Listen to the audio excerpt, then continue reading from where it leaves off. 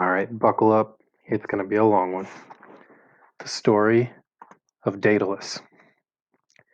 Daedalus was the greatest inventor of his day. Not only as an architect was he great, but as a sculptor, he had the creative power to not only carve people and animals that looked alive, but to cause them to move and to be, to all appearances, endowed with life. The artificers who followed owed to him the invention of the axe, the wedge, and the carpenter's level, and his restless mind was ever busy with new inventions. To his nephew Perides he taught all that he himself knew of the mechanical arts.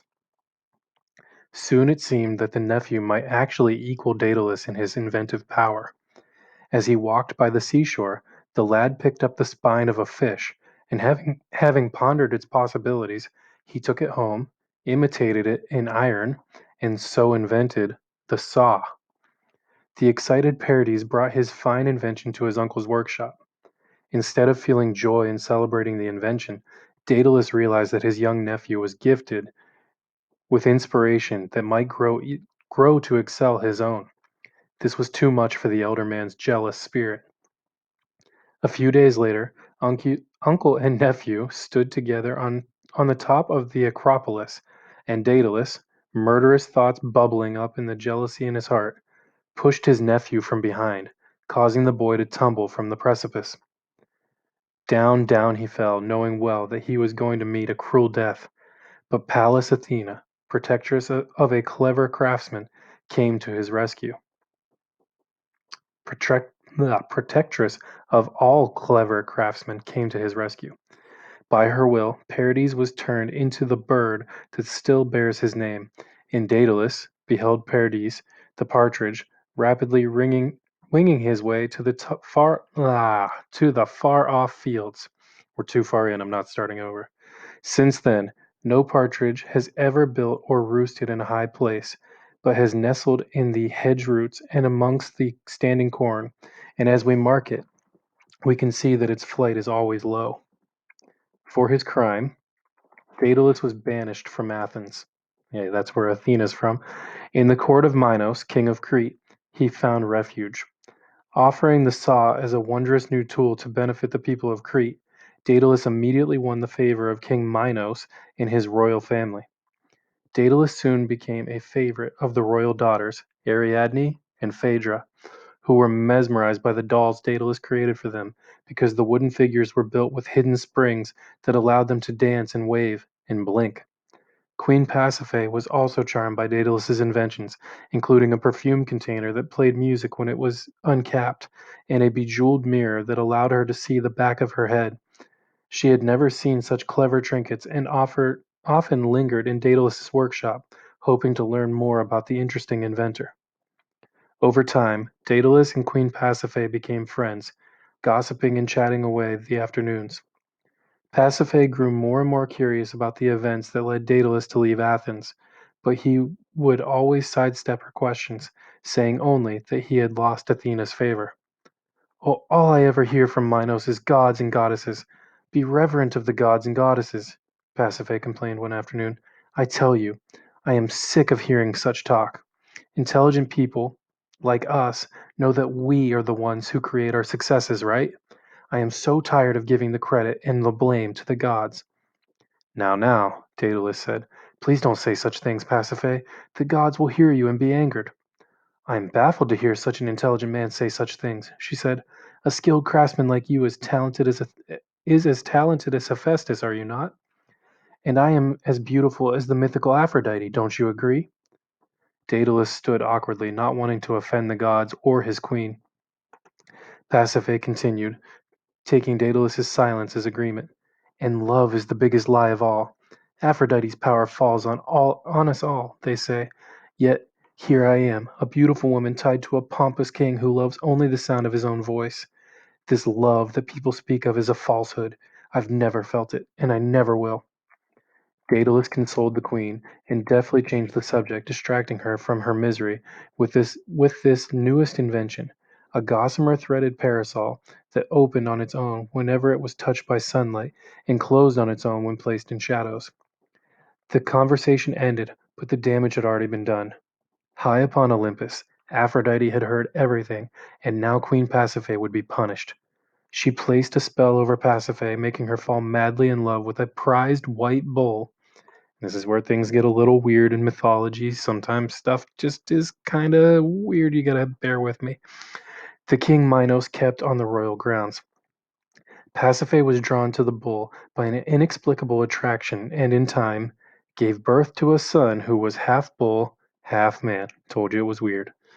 Upon learning of the monstrous child, citizens of Crete began calling the child by the name of Minotaur, meaning Minos' Taurus, or bull. The king was humiliated by his wife's infidelity and sought Daedalus' help in crafting a cruel punishment. Knowing the people will quickly forget about things they cannot see, he instructed Daedalus to build an intricate labyrinth which had only one opening and no end, but ever returned on itself in hopeless intricacy. Minos then locked his wife and her child away in the complex maze. When the king learned that Daedalus had known of Pasiphae's affection for the bull and did nothing to stop it, he punished the inventor as well, locking him away in a prison tower to double the punishment. To double the punishment, Minos also imprisoned Daedalus' son, Icarus. But prison bars and locks did not exist that were strong enough to baffle the master craftsman, and from the tower in which they were shut, Daedalus and his son were not long in plotting their escape. Leaving the tower would be a mild challenge, but leaving the island itself was far more problematic. There were many places in that wild island where it would be easy for father and son to hide, but the subjects of Minos were mostly mariners, and Daedalus knew well that all along the shore they kept watch lest that he should make a boat, hoist on it one of the sails of which he was part inventor, and speed away to safety like a sea bird driven before the gale. Then did there come to Daedalus, the pioneer of inventions, the great idea that by his skill he might make a way for himself and his son through an element other than water. And he laughed aloud in his hiding place amongst the cypresses on the hillside at the thought of how he would baffle these simple sailors who watched each creek and beach down by the shore. Mockingly, too, did he think of King Minos, who had dared to pit his power against the wits and skill of Daedalus, the mightiest of craftsmen. Many a Cretan bird was sacrificed before Daedalus' task was accomplished. After bribing two guards, Daedalus was allowed to work in a shady forest near the tower, where he fashioned light wooden frames and decked them with feathers, until at length they looked like the pinions of a great eagle or of a swan that flaps its majestic way from lake to river. Each feather each feather was adhered with wax, and the mechanism of the wings was so perfect a reproduction of an actual bird's wings that on the first day he fastened them to his back and spread them out, Daedalus found that he could fly just as the birds flew. He made two pairs. The second pair was made for Icarus, and, circling round him like a mother bird that teaches her nestlings how to fly, Daedalus, his heart big with the pride of invention, showed Icarus how he might best soar upwards to the sun, and or dive down to the blue sea for far below, and how he might conquer the winds and the air currents of the sky and make them his servants. That was a joyous day for father and son, for the father had never before drunk deeper of the intoxicating wine of the gods, success, and for the lad it was all pure joy. Never before had he known freedom and power so utterly glorious. As a little child he had watched the birds fly far away over the blue hills to where the sun was setting, and had longed for wings that he might follow them in their flight. At times in his dreams he had known the power, and in his dreaming he had risen from the cumbering earth and soared high above the trees and fields on strong wings that bore him away to the fair land of heart's desire, to the isles of the blessed. But upon awaking, the dream silently slipped out before the coming of the light of day, and the boy sprang from his bed and eagerly spread his arms only to realize he could no longer fly. Disappointment and unsatisfied longing often came with those waking hours. Now all that had come to an end, and Daedalus was glad and proud as well to watch his son's joy and his fearless daring. One word of counsel only did he give. "Beware, dear son of my heart," he said, "lest in thy new found power thou seekest to soar even to the gates of Olympus. For as surely as the scorching rays from the burnishing wheels of the chariot of Apollo smite thy wings, the wax that binds thy feathers will melt, and then will come upon thee, and on me, woe unutterable. In his dreams that night Icarus flew, and when he awoke, fearing to find only the haunting remembrance of a dream, he found his father ready to bind their willing shoulders with the great pinions that he had made. Gentle dawn with fingertips of rose was slowly making her way up from the east when Daedalus and Icarus began their flight. Slowly they went at first, and the goat herds who tended their flocks on the slopes of Mount Ida looked up in fear when they saw the dark shadows of monster-sized birds making their way out to sea. From the river beds the waterfowl arose from the reeds, and with great outcry flew with all their swiftness to escape them. And down by the seashore the mariners' hearts sank within them as they watched, believing that a sight so strange must be a portent of disaster. Homewards the mariners went in haste to offer sacrifices on the altars of Poseidon, ruler of the deep. As the mighty wings of Icarus cleft the cold air, the boy's slim body grew chilled, and he longed for the sun's warming rays to turn the waters of the Aegean Sea from green-gray into sapphire and emerald and burning gold. Toward Sicily he and his father bent their course, and they saw the beautiful island lying far off like a gem in the sea, which Apollo had bathed in a gleaming light.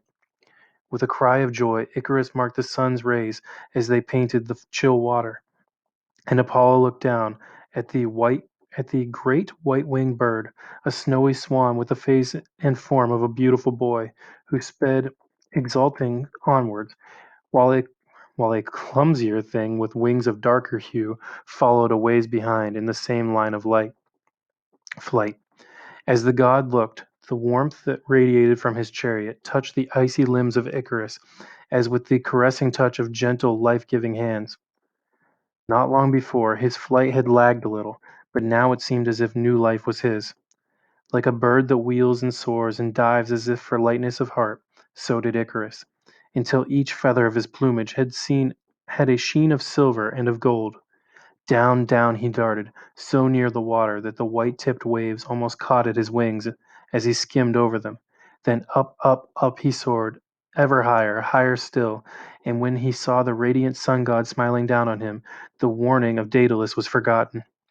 As he had excelled over lads in foot races, now did Icarus wish to excel the birds themselves. Daedalus was left far behind, and still upwards he mounted. So strong he felt, so fearless was he, that to him it seemed that he could storm Olympus itself. In terror, his father called to Icarus in anguished warning, but his voice was drowned by the whistling rush of the air currents. Powerless, he could do nothing but watch horror befall his son. The strong wings began to lose their power. Like a wounded bird, Icarus fluttered, lunging sideways from the straight, clean line of his flight, recovering himself, and then fluttering again. And like And then, like the bird into whose soft breast the sure hand of a mighty archer had driven its arrow, downward he fell, turning over and yet turning again, downwards, ever downwards, until he fell with a plunge into the sea that still was radiant and shining emerald and translucent blue. Apollo's golden chariot drove on. His rays had slain one who was too greatly daring, and now they illuminated the little white feathers that had fallen from the broken wings and floated on the water like petals of a torn flower. The light shone on the dead, still face of Icarus, and the sun rays spangled the wet plumage that still buoyed his corpse upon the waves. Stricken at heart, Daedalus had no time to lament his son's untimely end, for even now the black-prowed ships of Minos might be in pursuit.